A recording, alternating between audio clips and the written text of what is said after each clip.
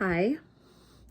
Um, I'm not somebody who makes videos very often, shy of doing makeup tutorials or the occasional update on my son.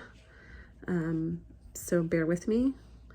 I just feel video translates better than my often wordy paragraphs. And I just want to kind of update or just lay out my mom's story in hopes that it will inspire people to do whatever they can for her, because anybody who knows my mom knows that she has always been the kind of woman to go above and beyond for everyone, not just her kids or her husband or other family members, not just friends or coworkers, but complete and total strangers. She's always put people before herself, and we're at a point of needing people to put her somewhere up here. And anybody who knows my mom knows she's incredibly prideful person, to a fault. She does not like people in her business. She does not share her story easily or often. And for her to reach this point in her disease process should be significant to anybody who knows her, because she's scared. This is the most scared I've ever seen my mother, and therefore it's the most scared I've ever been. Having been a hospice nurse for about a half a year before I had to call it quits, I had several patients who were diagnosed with COPD, and I saw several patients pass away from this disease, and it's not at all what I want for my mom.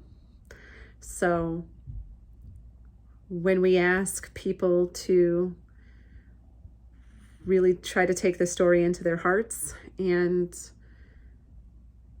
give whatever you can, it's coming from a place of, we've exhausted other means and we're out of options. And that's really hard for us to do, because just as she's prideful, I can be too. But at the end of the day, if I don't try to do everything that I can think of for my mom, I won't be able to live with myself, because there's no love like a mother's love. And I know that we all eventually have to lose our moms, but I'm not ready to lose mine yet. So my mom was diagnosed with COPD when I was in high school. And at the time, that didn't really mean much. We knew it was a very slow moving disease that would take many years, decades, to culminate to a point of impacting her life in any real way. And my mom, being who she is, has never put herself first. So smoking was not something she could give up throughout all the stressors that life brought her over those next few decades. Having me move away from home, having me get married, divorced, remarried, things going on with my brother, things going on with my dad, things going on with friends. I mean, you name it. There's always an excuse to not focus on yourself because there's somebody who needs you more. And that's what she did. And anybody who knows her knows she was always a very active person. She successfully ran her own company for decades, a wonderful cleaning service. She was a busybody. She never sat still. You couldn't even sit through a movie with her. She was always active. And to watch what this disease has done to her in a few short years, is heartbreaking. She's on oxygen all the time now. She's out of breath walking from one room to the other. To go outside on a hot day must feel like an elephant sitting on her chest, the way she breathes. You can see panic in her eyes from time to time when she's really struggling to catch her breath. She can't clean her own house anymore, and she can't cook meals often,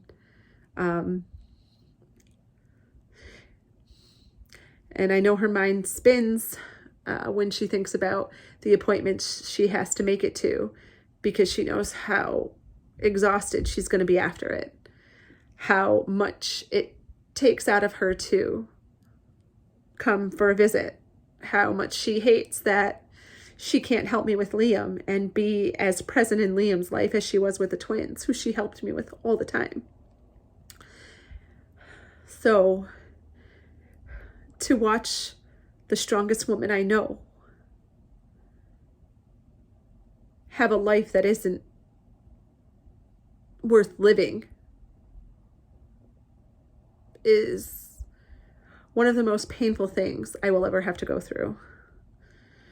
And so if it's painful for me, I know it's crushing her.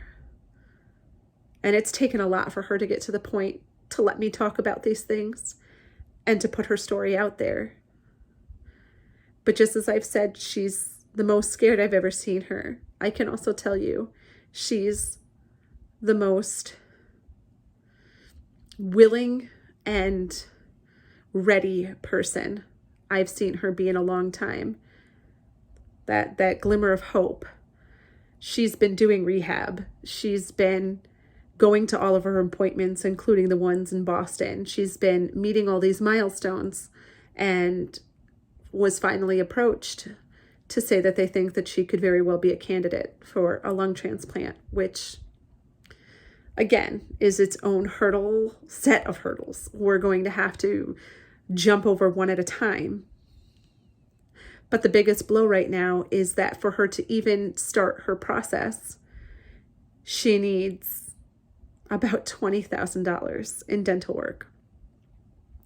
She has periodontal disease, and they have no dental insurance. There is no coverage for that. My parents are both retired, and they're at a place where they aren't going to allow them to do payment plans. They aren't going to allow her. They aren't going to approve her for her evaluation without this dental work. And that is the cheapest option, which is to pull all her teeth and give her dentures. And that's, again, the cheapest option. So it's really why we're asking for help, why we're looking for any donation, no matter how small, why I'm asking that any of my friends or family who are listening or are reading or are following this, even if you cannot donate money, please pass the story along. Post it on your social media. Pass it along to other friends and family. It would mean so much to her and so much to me. I don't know how else to ask. I hate to sound like we're begging. I hate to have to ask, but I can't do it alone. She can't do it alone. And if any of my friends or family out there were in the same boat,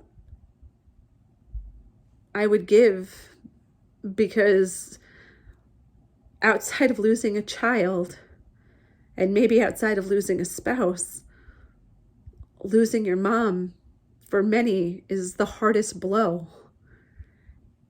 I'm not ready to say goodbye to my mom yet. Not everybody gets that opportunity, I know, so I should count my blessings And I'm certainly thankful to have had 38 years with her so far.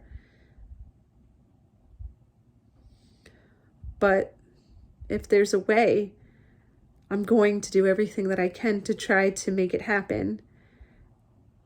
And I can't do it alone. So that's our story and where we're at right now. If there's anything that you can do, whether it's donate money, whether it's pass the story, whether it's say a prayer for her in your church, whether it's extend a hello and how are you doing to her and let her know she's not alone. You know, charity comes in all forms, and we welcome any amount of charity anybody can extend to us in this hard time. Thank you for listening. I have nothing but love and gratitude for everybody who's helping us along this journey.